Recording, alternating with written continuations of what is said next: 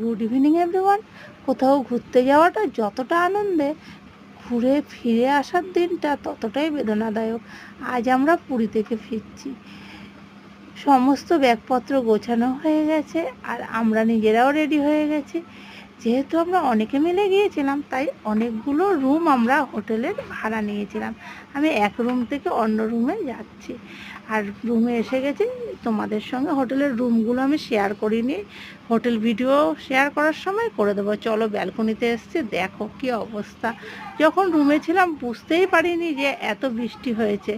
পুরো জলে জলমগ্ন হয়ে গেছে আমাদের হোটেলের সামনের রাস্তাটা।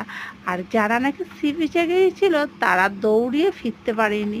আমাদের হোটেলের নিচে, আমাদের পাশের হোটেলের নিচে তারা জমায়েত হয়েছে। যখন বৃষ্টি কমবে তখন আবার হোটেলে ফিরবে।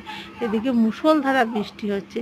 যে আমাদের আজ 10টা 10-এর ট্রেন, যেহেতু রাতের ট্রেন, তাই ভেবেছিলাম ইভিনিংয়ে সবাই মিলে সি বিচে বসে শেষবারের মতন গল্প আড্ডায় জমিয়ে নেব। বাট কিছুই হলো না, সমস্ত প্ল্যানিং বৃষ্টির জন্য ভেস্তে গেল।